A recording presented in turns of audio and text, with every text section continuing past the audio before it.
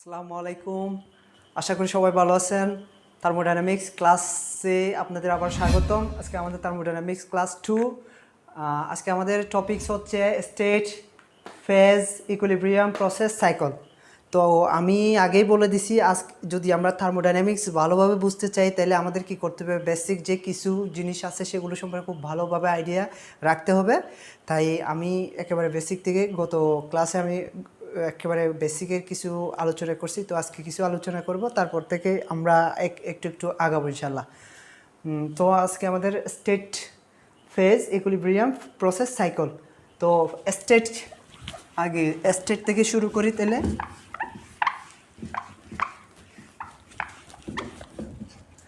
State, the form taken by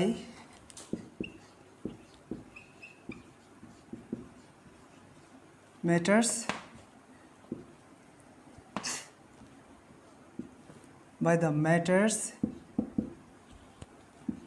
at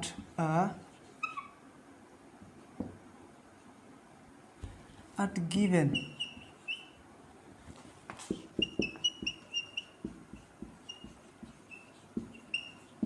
temperature and pressure। তার মানে the form taken by the matters at given temperature and pressures। তার মানে নির্দিষ্ট একটা given temperature and pressure, are given temperature and pressure, নির্দিষ্ট temperature অথবা প্রেশারে একটি পদার্থ যে অবস্থায় থাকে সেটাই হচ্ছে তার স্টেট। তো স্টেট আবার বিভিন্ন প্রকার স্টেট হইতে পারে। আবার স্টেট কিন্তু তার কিসের উপর ডিপেন্ড করে, প্রপার্টিসের উপর ডিপেন্ড করে। প্রপার্টিসের উপর ডিপেন্ড করে বলতে যেমন মনে করেন প্রেশার এবং টেম্পারেচার, যদি একটা স্টেটের মধ্যে টেম্পারেচার, প্রেশার, ভলিউম একটা কি ফিক্সড পয়েন্টে থাকে, একেবারে ফিক্সড থাকে। তো আমি যদি ওখান থেকে যদি প্রেশার যদি কী করে ফেলি, প্রেশারকে যদি ডিক্রিজ করি অথবা ইনক্রিজ করি, তখন ফেজ বা স্টেটের কিন্তু কী হয়ে যায়, পরিবর্তন হওয়া শুরু করে দেয়।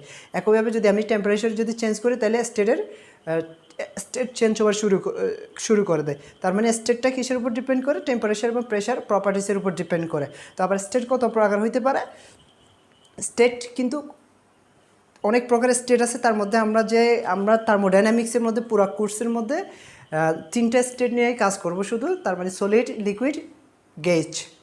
তো স্টেট আবার অনেক প্রকারের স্টেট থাকতে পারে, প্লাজমা থাকতে পারে, তারপর হচ্ছে স্টেটের মধ্যে তারপর লিকুইড ক্রিস্টাল থাকতে পারে, বুশ, আইনস্টাইন, কন্ডেন্সেট, হ্যাঁ এরকম আরও অনেক স্টেট থাকতে পারে, অনেক স্টেট আছে। তো ওগুলো নিয়ে আমাদের আলোচনা করতে হবে না, আমাদের আলোচনা করতে হবে এগুলো নিয়ে, শুধু 3টা স্টেট নিয়ে। তো state, liquid, solid, liquid, gas. তো স্টেট তো বুঝলাম আমরা মোটামুটি, স্টেট কি, যে অবস্থায় থাকে সেটা স্বাভাবিক একটা নির্দিষ্ট তাপমাত্রায় অথবা প্রেশারে যে একটা অবস্থায় থাকে সেটাই হচ্ছে স্টেট। তো স্টেট কিসের উপর ডিপেন্ড করে, তার প্রপার্টিসের উপর ডিপেন্ড করে। একটা প্রপার্টি যদি কী করা হয়, চেঞ্জ করা হয়, তার পুরো স্টেটের কি চেঞ্জ হওয়া শুরু করে দেয়। তো তারপর হচ্ছে ফেজ এবং স্টেটের মধ্যে কিন্তু বোঝা কিন্তু খুব একেবারে খুব মানে কনফিউশন থাকে বুঝতে।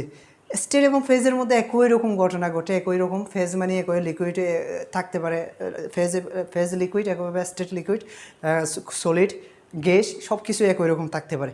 কিন্তু ফেজ এবং লিকুইডের মধ্যে শুধু একটাই পার্থক্য, সেটা হচ্ছে কি কিসের উপর ডিপেন্ড করে। তো আগে ফেজ কি সেটা যদি আমরা আগে বলি, তো করি, তাইলে অবশ্যই আমরা পার্থক্যটা কী সেটা বুঝতে পারবো। ফেজের একটা ডেফিনিশন আছে, ডেফিনিশনটা লিখে নিই আগে।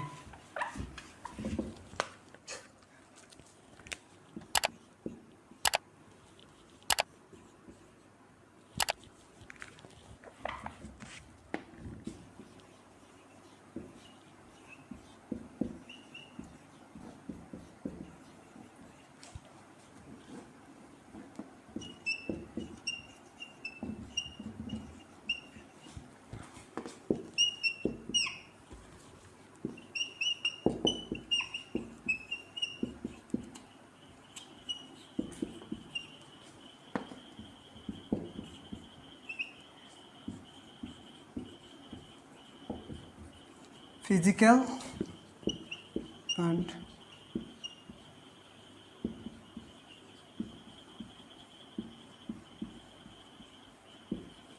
প্রপার্টিস। তার মানে এখানে আমরা বলছি ফেজ কি, phase of matter is uniform with respect to its physical and chemical properties.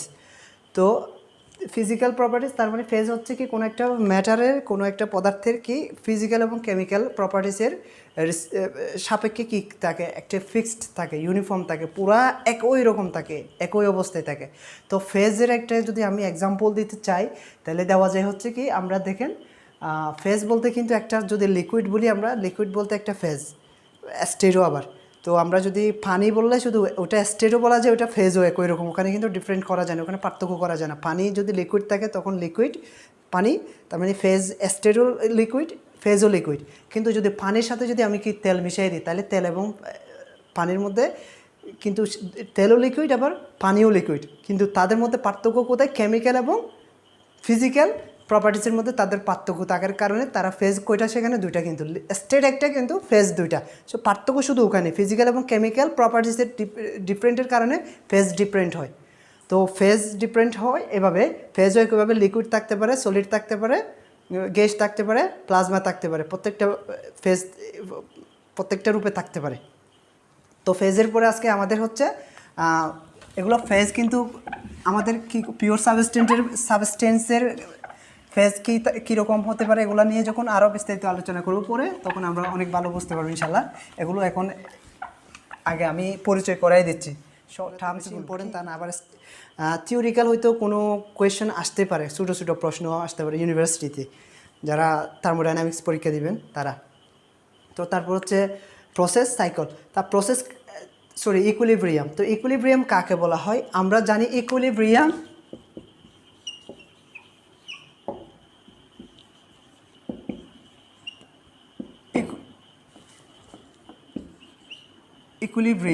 Equilibrium আমরা কত রকম ইকুইলিব্রিয়াম আছে, থার্মোডাইনামিক্স ইকুইলিব্রিয়াম আছে, থার্মাল ইকুইলিব্রিয়াম আছে, প্রেশার বা মেকানিক্যাল ইকুইলিব্রিয়াম আছে, তারপর হচ্ছে কেমিক্যাল ইকুইলিব্রিয়াম আছে, তারপর ফেজ ইকুইলিব্রিয়াম আছে।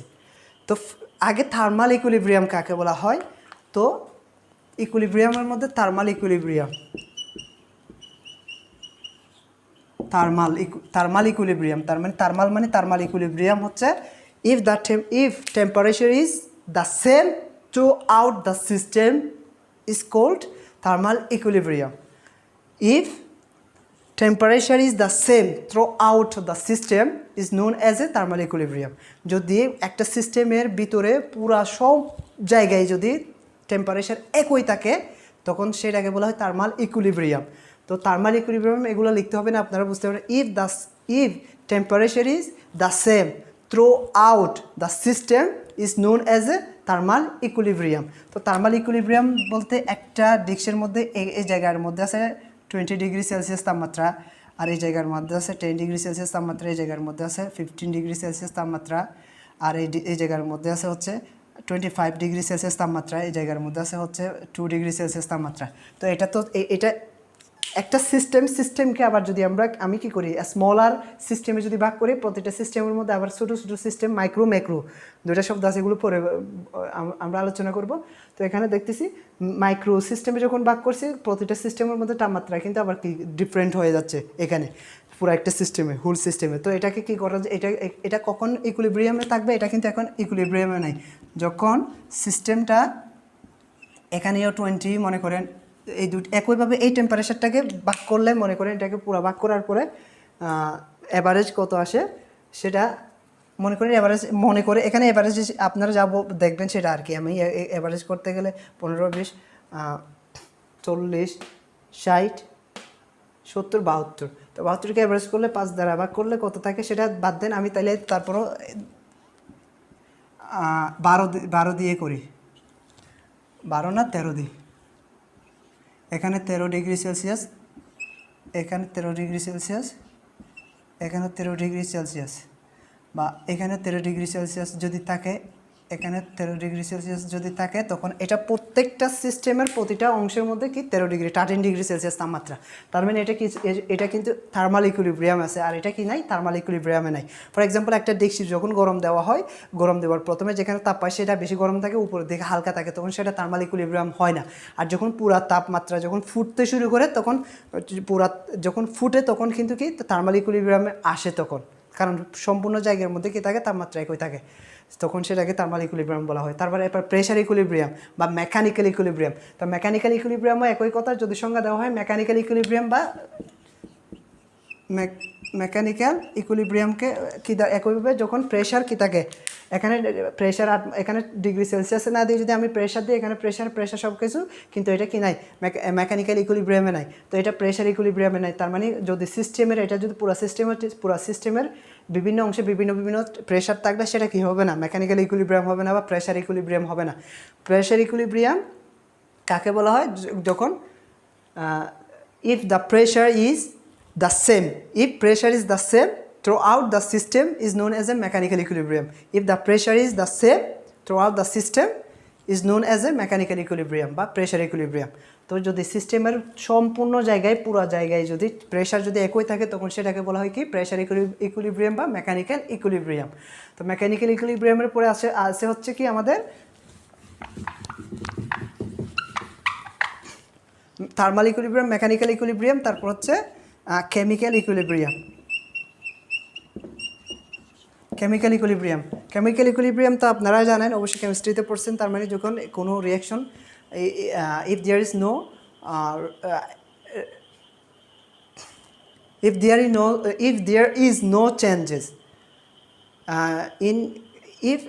no changes in chemical composition of matters, then it is called chemical equilibrium.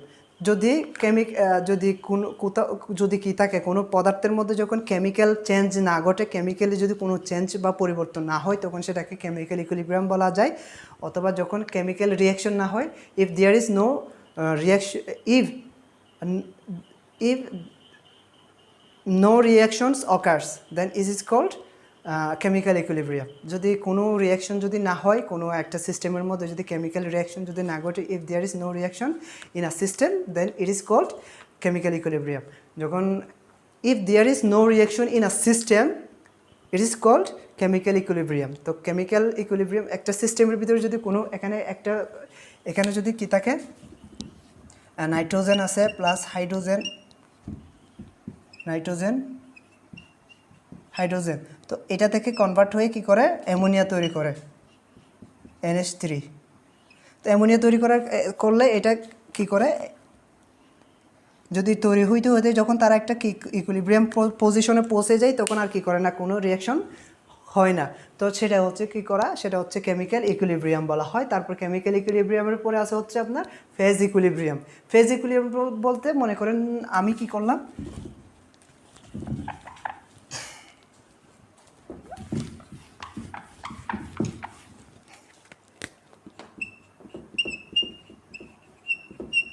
Phase equilibrium হচ্ছে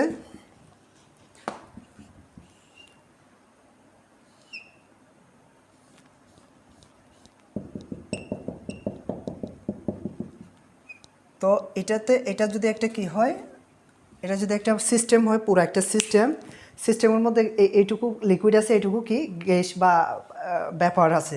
তো এটা সিস্টেমটা থেকে পানি কি করে গ্যাসে কনভার্ট হইতে এমন একটা পর্যায়ে গেছে, গ্যাসে আর কি হয় না, কনভার্ট হয় না, আবার গ্যাসটাও পানিতে কনভার্ট হয় না।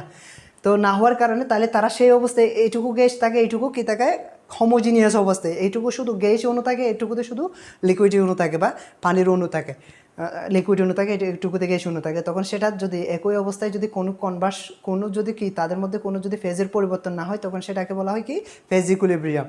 তো ফেজ ইকুইলিব্রিয়াম কাকে বলা হয়, equilibrium হচ্ছে if a system involves two phases, it is called phase equilibrium when mass of each phase reaches an equilibrium level and stay there.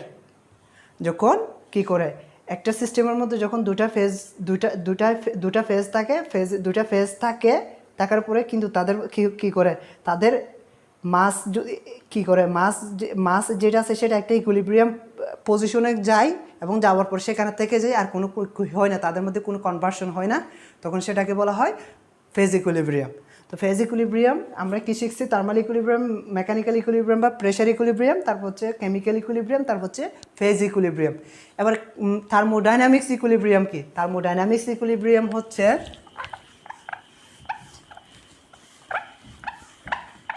আমি মুখে যা বললি মোটামুটি সেটা যদি আপনারা যদি নোট করতে চান, আর মুখে যেগুলো বলি সেগুলো যদি লিখলেই হবে, সমস্যা নাই।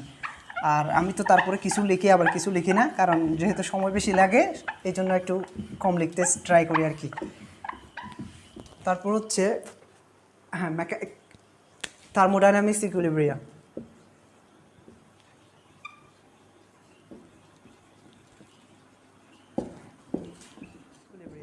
যদি একটা সিস্টেম অন্য সব ধরনের ইকুইলিব্রিয়াম সিস্টেমগুলো কী করে, স্যাটিসফাই করে, তখন সেটাকে বলা হয় থার্মোডাইনামিক্স ইকুইলিব্রিয়াম। একটা সিস্টেমের মধ্যে মেকানিক্যাল ইকুইলিব্রিয়াম, থার্মাল ইকুইলিব্রিয়াম, তারপর প্রেশার, তারপর হচ্ছে কেমিক্যাল ইকুইলিব্রিয়াম এবং ফেজ ইকুইলিব্রিয়াম, এই চারটে ইকুইলিব্রিয়াম যদি কী করে মেনটেন করে থাকে, তখন সেটাকে থার্মোডাইনামিক্স ইকুইলিব্রিয়াম বলা যাবে। আর যদি ওখানে যদি থার্মাল ইকুইলিব্রিয়াম যদি না হয়, তখন সেটাও থার্মোডাইনামিক্স ইকুইলিব্রিয়াম বলা যাবে না। আর যদি সেখানে যদি ফেজ ইকুইলিব্রিয়াম না থাকে, তখন সেটাকে আর কি বলা যাবে না, থার্মোডাইনামিক্স ইকুইলিব্রিয়াম বলা যাবে না। তার মানে থার্মোডাইনামিক্স ইকুইলিব্রিয়াম বলা যাবে কখন, যদি অন্যান্য সব ইকুইলিব্রিয়াম যদি কী করে স্যাটিসফাই করে, যদি হয় অন্যান্য সব ইকুইলিব্রিয়াম যদি থাকে, তখন সেটাকে বলা যায় thermodynamics equilibrium. If a system satisfies all other equilibrium is known as a thermodynamics equilibrium. If a system satisfies all other equilibriums is known as a thermodynamics equilibrium. তো আপনারা এগুলো লিখতে পারবেন, সমস্যা নেই। থার্মোডাইনামিক্স ইকুইলিব্রিয়াম কি, কাকে বলে, প্রশ্নে আসতে পারে, পরীক্ষায় আসতে পারে, তাই আমি বলে দিছি।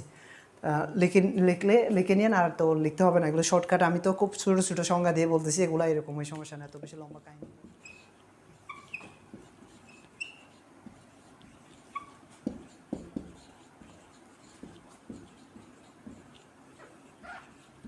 undergoes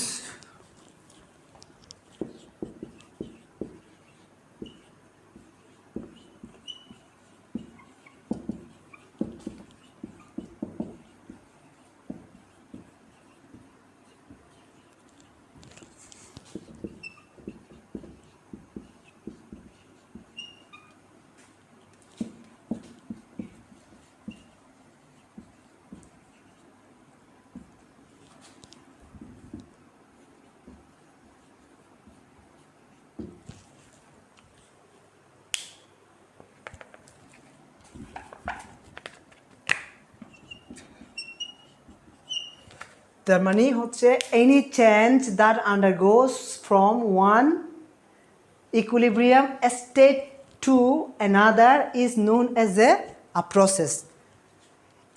একটা ইকুইলিব্রিয়াম স্টেট থেকে অন্য একটা ইকুইলিব্রিয়াম স্টেটে যাওয়ার যে একটা পদ্ধতি, যে একটা পরিবর্তন, সেটাই হচ্ছে প্রসেস। তার মানে পরিবর্তনে একটা ইকুইলিব্রিয়াম থেকে অন্য একটা ইকুইলিব্রিয়ামের যে পরিবর্তন, সেটাই হচ্ছে কি process.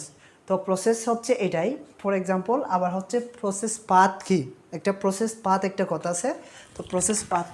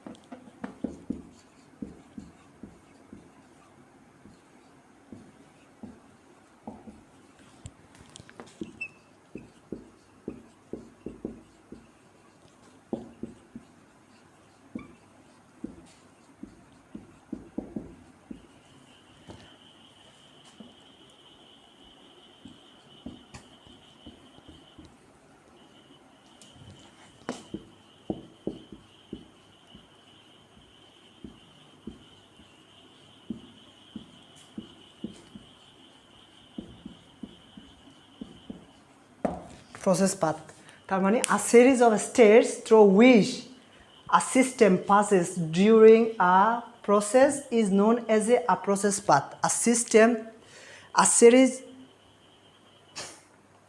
series of states through which a system passes during a process is known as a process path. তো process path কাকে বলা হয়? তো আমি একটা এক্সাম্পল দিয়ে বলি। ফর এক্সাম্পল আমরা কি করব, সিলেট থেকে যখন কক্সবাজার যাইতে হবে, তো কক্সবাজার যাওয়ার জন্য আমরা কি করতে হবে, অবশ্যই চট্টগ্রাম দিয়ে যাইতে হবে। তো আমি যদি সিলেট থেকে যদি কি করি, কক্সবাজার যাই, তাহলে চট্টগ্রামে দিয়ে যেতে হবে, অবশ্য না হয় আর কোনো অপশন নেই আমার। তো চট্টগ্রামে যাওয়ার মানে হচ্ছে আমি যদি কি করি, এখন ফর এক্সাম্পল এখানে যদি একটা কি আছে, সলিড স্টেট আছে, পানি যাই হোক, তো আমি এই পানিটা এইটাকে যখন আমি কি করব, এ পর্যায়ে গেছি, তখন গ্যাস হয়ে গেছে, গ্যাস। এটা ইনিশিয়াল স্টেট, আর এটা হচ্ছে ফাইনাল স্টেট।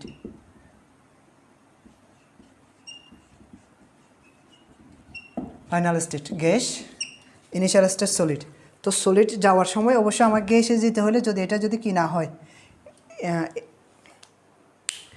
আমার কী করতে হবে, সলিড থেকে যখন আমি গ্যাসে যাব, তখন অবশ্যই কী করতে হবে, একটা লিকুইড স্টেট ক্রস করতে হবে আমার, না হলে। তার মানে এখানে অবশ্যই আমাকে কী করতে হবে, একটা লিকুইড ফেজ একটা কী করতে হবে, অতিক্রম করতে হবে বা ক্রস করতে হবে, তারপরে আমি গ্যাসে যেতে পারবো। তার মানে এবার দেখেন, আর সিরিজ অফ স্টেটস, তার মানে একটা স্টেট প্রথমে সলিড ছিল, তারপর কিছু লিকুইডের পরে কি আবার গ্যাস। তার মানে এই যে একটা স্টেট, আরেকটা স্টেট, তো স্টেটের যে স্টেটগুলো অতিক্রম করার যে একটা কি, যে অতিক্রম করার যে একটা পথ, সেটা হচ্ছে কি প্রসেস পাথ। একটা স্টেট থেকে আমি ফাইনাল স্টেটে যাওয়ার জন্য আমার কি করতে হবে, এখানে আরেকটা স্টেট কি করতে হবে, অতিক্রম করতে হবে। একটা ইনিশিয়াল স্টেট থেকে যখন আমি ফাইনাল স্টেটে যাওয়ার জন্য বিভিন্ন স্টেট কি করতে, অতিক্রম করতে হয়। এর পুরো একটা যে অতিক্রম করার যে একটা পথ আছে, সেটা হচ্ছে প্রসেস পাথ। আর একইভাবে যখন আমি কক্সবাজার যাব, সিলেট থেকে কক্সবাজার যাওয়ার সময় সিডাঙে নামতে হবে, সিডাঙে যাইতে হবে, সিডাঙের পরে আবার কক্সবাজার। তো একইভাবে আমার না হয়তো অন্য কোনো অপশনে অল্টারনেটিভ কোনো ওয়ে নাই, সে কারণে একইভাবে কী করতে হবে, আমার আগে সলিড থেকে যখন গ্যাসে যেতে হবে, অবশ্যই লিকুইডে যেতে হবে। তার মানে এই যে process a series of state, একটা সিরিজ মানে অনেকটা স্টেট কী করে অতিক্রম করে যাওয়ার পরে ফাইনাল স্টেটে পৌঁছায়। তার মানে যেতটুকু স্টেট অতিক্রম করে, সেটা হচ্ছে কি প্রসেস পাথ। তো প্রসেস পাথ এটাই। তার মানে এটা এখান থেকে এটুকু আসা পর্যন্ত একটা প্রসেস পাথ। তারপর আবার কি করা যায়, এবার কি সাইকেল কাকে বলা হয়। তো সাইকেল আছে, তো সাইকেলটা কি সেটা একটু দেখি। এগুলো নিয়ে আমাদের তো থার্মোডাইনামিক্স বলতে পুরা সাইকেল প্রসেসের উপরই, তাই এখন এগুলো বিস্তারিত বলা এত দরকার নেই আমার। পরে যখন আমরা পড়বো সব কিছু পরে জানতে পারবো ইনশাল্লাহ। তো সাইকেল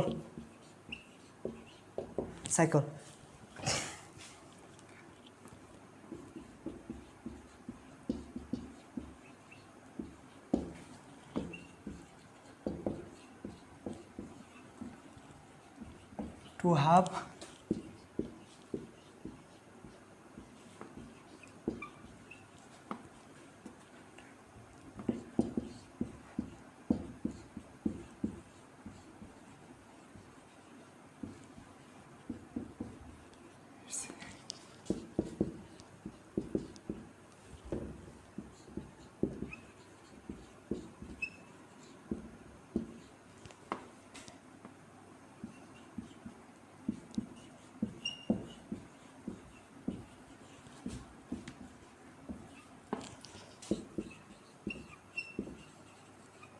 তার মানে হচ্ছে সাইকেল মানে হচ্ছে a system is said to have undergone if it returns to its initial state at the end of the process.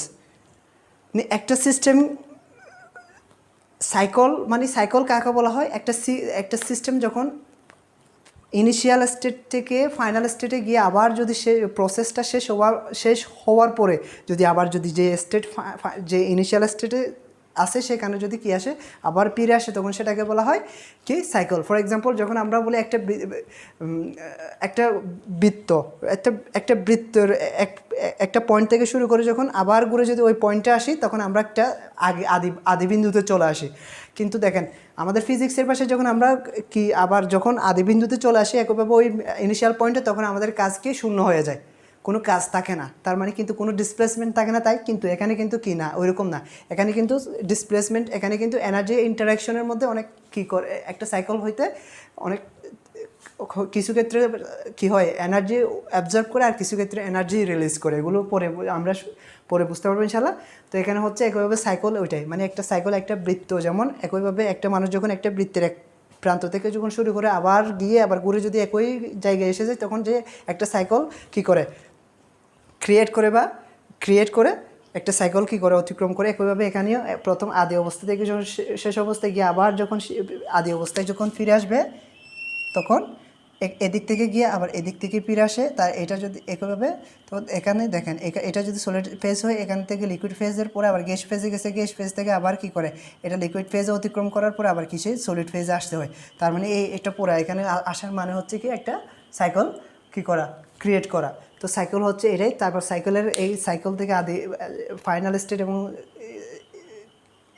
Initial state এবং ফাইনাল স্টেটের উপর ডিপেন্ড করে আবার এনার্জি অ্যাবজর্বও করতে পারে, আবার এনার্জি কী করতে পারে রিলিজ করতে পারে। তো সেই এনার্জি রিলিজ এবং অ্যাবজর্বের উপর ডিপেন্ড করে বিভিন্ন এনার্জি পাওয়ার প্রোডাকশন সব কিছু এখান থেকেই করা হয়। তো আজকে আপাতত এইটুকু পরে আমরা প্রসেস কত প্রকার কী for example isothermal process, isentropic process, isobaric process, তো এগুলো নিয়ে পরে আলোচনা করবো ইনশাল্লাহ। তারপর হচ্ছে প্রসেস আবার কি আছে, স্টেডি ফ্লো প্রসেস আছে, তারপর কোয়াজি ইকুইলিব্রিয়াম প্রসেস আছে, এগুলো নিয়ে আলোচনা করতে হবে। তো তারপরে আগামী ক্লাসে ইনশাল্লাহ ওইগুলো নিয়ে আলোচনা করব। তো আপনারা আমার পাশে থাকেন, তো দোয়া করবেন। আসসালামু আলাইকুম, আল্লাহ হাফিজ।